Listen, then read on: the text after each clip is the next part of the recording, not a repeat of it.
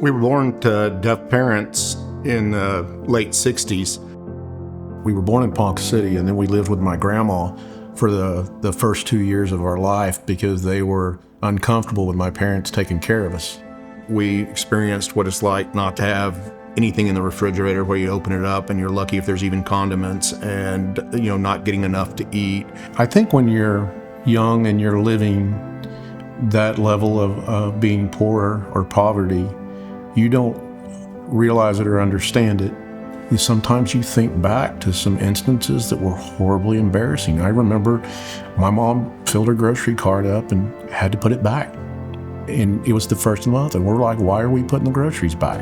And we walked out of the store with nothing. Having to get school lunches was just terribly embarrassing because at that time you actually stood out in the hallway and waited in the line, and of course everybody knew what she was doing. Didn't like it. Didn't like that we were, I guess you'd probably just say we were different. We were fortunate enough to have a family took an interest in us and made sure that she told us, you guys should go to college. You're smart enough, go to college. I would reflect back on that and go, they're not living like we're living. Maybe get an education as an answer. By the time we were 11, we were throwing newspapers and earning our own money. By the time we were 14, we were fully self-sufficient. We paid our own food. We had motorcycles. We paid for our own gas, our own insurance, paid for the motorcycles. We were completely independent other than sleeping. We know what the bottom looks like, and if you've been there, you don't want to go back. I got into trouble. I was on my way to jail, and I was on my way to probably prison. In some cases, if that's all you know, a lot of times you just don't have the vision to see something different. A lot of these kids are in situations like us. They're in situations that they didn't choose. And in essence, it was brought upon them. And so if we can contribute through City Center, and City Center can step in and help these kids see a different way of living, then hopefully it'll change their life like it changed ours.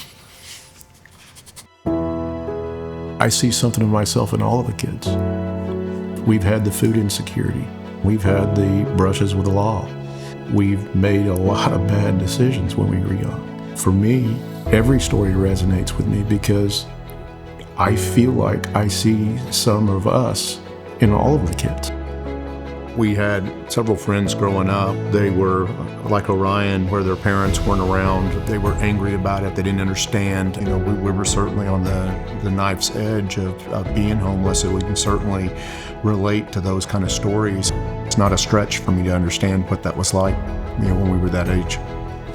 Once people know about City Center, and one of the things that's important to me is most of the funds go to support the kids and their families. In the last 4 or 5 years, I've realized that we came from a tough background, but in seeing some of these other kids' stories, you realize that there are people out there with a story that's much tougher than yours.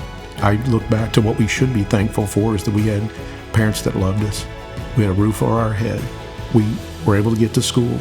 We didn't eat great, but we ate. And I see so many of these kids that don't have that roof over their head. They may not know where they're going later. We don't think of it in those terms that it's in our community when it really is. Our story's tough, but these kids, a lot of them have a much tougher road than we had, and we want to try to help them see a different way.